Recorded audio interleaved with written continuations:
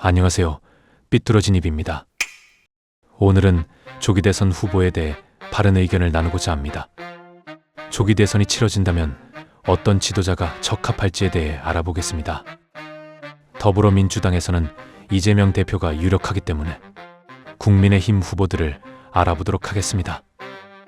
국민의힘에서는 6명의 후보가 거론되고 있는데요. 김문수 고용노동부 장관, 홍준표 대구시장, 한동훈 전 대표, 안철수 의원, 오세훈 서울시장, 유승민 전 의원입니다. 어느 후보가 적합한지 빠르게 보겠습니다. 김문수 고용노동부 장관입니다. 1951년생으로 현재 여권 지지율 1위입니다. 계엄은 대통령 고유 권한이라며 비상계엄을 옹호한 바 있습니다. 과거 도지사 시절 119 전화와 코로나 당시 지하철 사건 등 논란이 있었습니다. 네, 남양주 소방서입니다. 그래. 여보세요? 여보세요? 나는 도지사 김문수입니다. 여보세요? 여보세요? 예, 소방서입니다. 말씀하십시오. 도지사 김문수입니다. 여보세요? 예, 예. 경기도지사 김문수입니다. 예, 예. 무슨 일 때문에요? 내가 도지사인데 그 이름이 누구예요? 지금 전화 받은 사람. 여보세요? 예, 예. 무슨 일 때문에 전화 오셨어요? 이름이 누구냐는데 왜 말을 안 해? 아니, 지금 내가 도지사라는데 지금 그게 안 들려요? 선생님, 무슨 일 때문에 여기다 전화를 갖다가 하셨는데, 소방서 119에다 지금 긴급전화로 전화하셨잖아요. 그래, 일일해서 그래요. 네. 그러면은, 무슨 일 때문에 전화하셨는지 얘기를 하셔야죠. 아니, 도지사가 이게 누구냐고 이름을 묻는데 답을 안 해? 여기에다가 그렇게 전화를 갖다가 하시는 분은, 여기 일반 전화를 하셔야지, 이거 긴급전화로 그렇게 얘기를 갖다가 하시면 안 되죠. 여보세요? 이거 누구냐고 이름을 말해봐, 일단.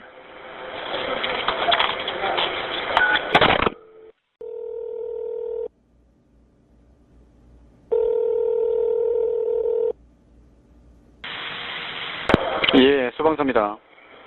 예, 내가 경기도지사 김문수입니다. 예, 예. 아까 전화 받았던 사람, 관동생 좀 이야기해봐요. 지금 받는 이 사람 맞아요? 아닙니다. 제가 받은 게 아닌데요. 지금 누구예요, 그럼? 아, 저요? 예. 예, 저는 유선입니다. 예, 예. 소방인가? 예? 소방사? 예, 수방교입니다. 소방교? 예, 그렇습니다. 방금 좀 전에 받은 사람 누구예요? 여보세요? 네, 지금 받은 사람 119? 아니, 지금 119로 하셨잖아요. 119. 예. 예, 무슨 일 때문에 그러시는데요? 도지사입니다. 예, 예. 그래, 알겠어요. 끊어.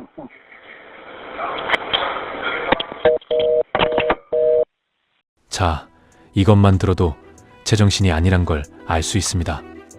탈락입니다. 홍준표 대구시장입니다.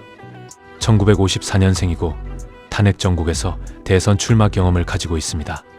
이상계엄은 부적절하다고 평가했으며 수사 권한에 문제를 제기했습니다.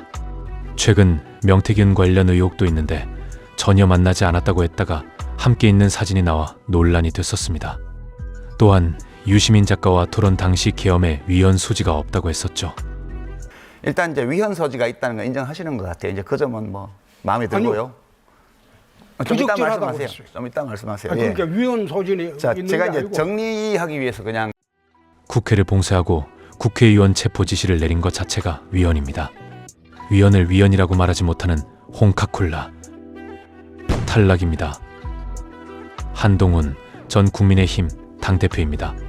1973년생이고 유력 후보들 중 가장 젊습니다. 비상계엄 당시 계엄 해제에 찬성표를 던졌고 계엄의 위법성을 지적했습니다.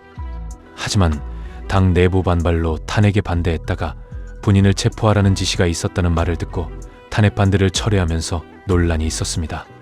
개인적으로 보수의 희망이라고 생각하는데 애초에 본인이 생각하는 바른 방향으로 이끌었으면 하는 아쉬움이 남습니다. 정치 경력이 짧지만 논리적이라고 평가되며 제19 감싸기만 하지 않는다면 국민의힘 후보 중 가장 적합하다고 생각합니다. 윤석열 대통령 탄핵으로 인한 만큼 더불어민주당에 표심이 쏠릴 가능성이 있기 때문에 이런 기회에 출마 기회를 주는 것도 나쁘지 않다고 생각합니다. 안철수 의원입니다. 1962년생으로 의사, 백신 개발자, 교수 등 지적 수준이 높습니다. 정치 생활 중 비리에 연루된 적이 없이 깨끗합니다. 1,500억을 기부할 정도로 자산도 많기 때문에 금전으로 비리에 연루될 일은 없어 보입니다. 다만 과거 애매모호한 태도를 보이며 간철수라는 이미지가 있는데 실제로 목소리가 톤이 높아 힘이 없는 느낌이 들어서 집중이 잘 안 되는 편입니다. 윤석열 정부 인수위원장을 거치며 정부 부처들에 대한 이해도 높은 편이고 사회문제 분석 및 정책 제안도 좋은 편입니다. 사실 스펙만 놓고 보면 가장 월등하지만 애매한 이미지로 낙인되어 지지도는 낮은 편입니다.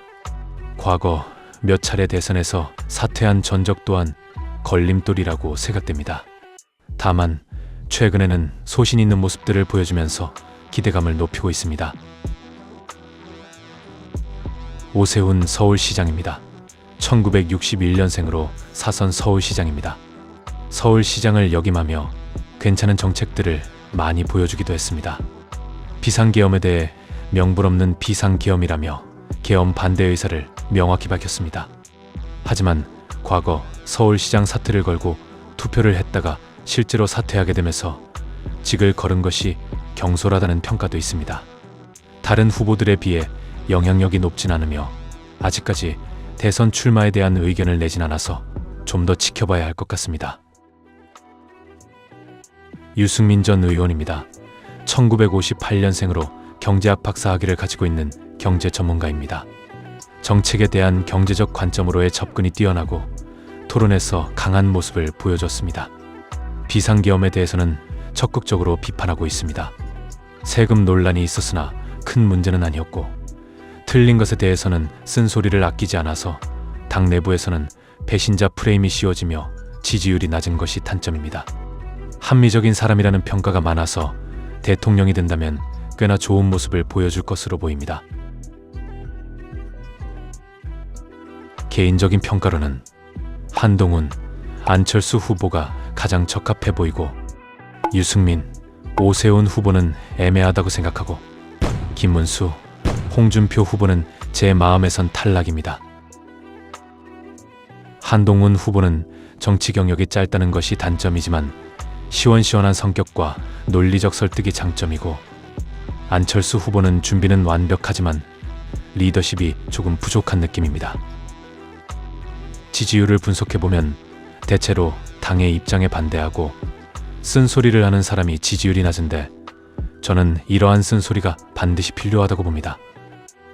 배신자, 내부 총질이라며 비난하고 배척한다면 바른 소리는 아무도 안 할 것이고 내부 자정 능력도 사라집니다.